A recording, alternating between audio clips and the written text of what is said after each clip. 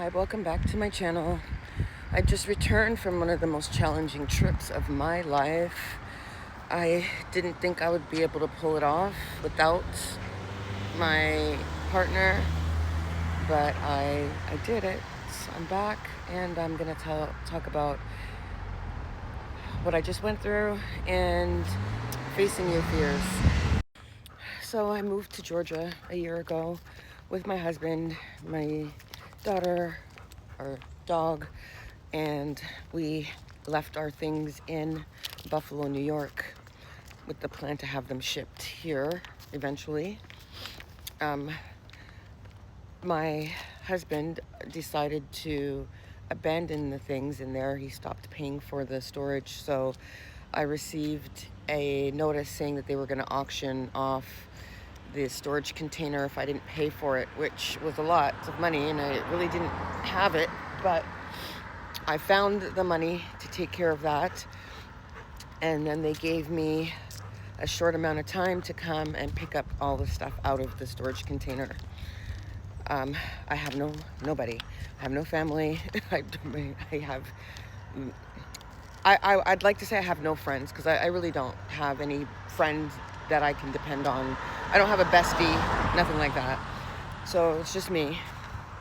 I couldn't bring my daughter because she needed to stay home and take care of Kobe. So I had to take on this challenge myself, figure out how, well, I had to get to Buffalo and then figure out how I was going to get all this stuff and get it unloaded. I didn't even know what I was facing. I'm going to put the video up of what the storage container looked like when I got there. So yeah, I got there. I flew to Buffalo. I rented a truck to transport the things, and then I went to the storage facility, and it was so packed that they had to tip the container backwards for me to even get inside of it. So once it was opened, definitely I was overwhelmed. I sat in the parking lot and I cried for about an hour and a half. Just had to release everything I had been holding in for probably over the last month. And I sat there, I cried it out, and then I got it together and started to make a plan. I started posting the items in the pod that I was not going to take with me, which were mostly my husband's things, since he didn't care enough about the pod to pay for it or to get that stuff out of there.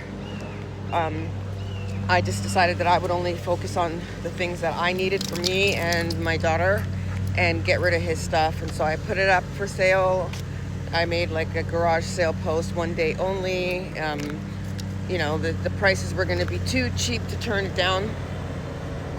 And so slowly people started coming by, and one man in particular stopped, saw my situation, and offered to help me pack up my things, and he also helped get rid of stuff that I wasn't going to take with me. And I got everything packed in the van, and I drove 14 hours straight back to Atlanta, Georgia.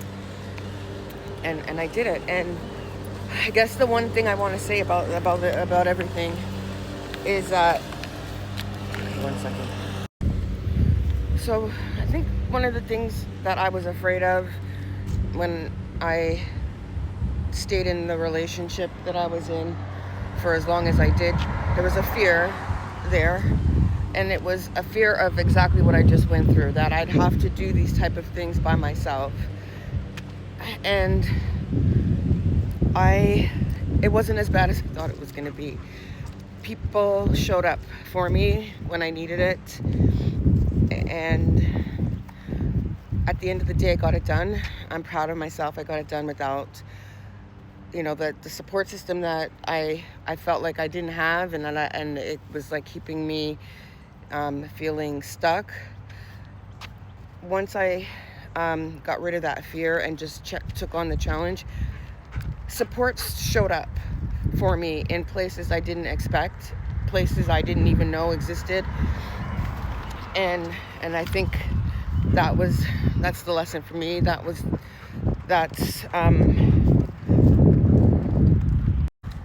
And I guess that's what I want to convey. If you're feeling stuck or you're afraid, face your fear, because I came out of it on the other side feeling really empowered. I don't think there's anything now that I really can't face. I'll figure it out.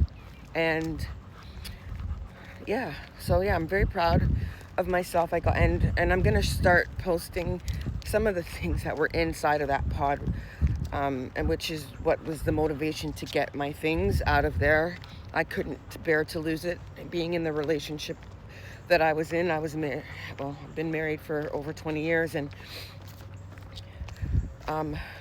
during that time I've lost a lot of things, but I was not willing to lose anything else, and so that's why I had to get this done, and it was definitely worth it. So yeah, if you are struggling and something that's a challenge or a fear that you have, don't allow it to keep you stuck. Face that fear. Believe me, you will get over it. If you are worried about support will come. People will come. If you need help, just ask for it. Don't have too much pride to ask for help.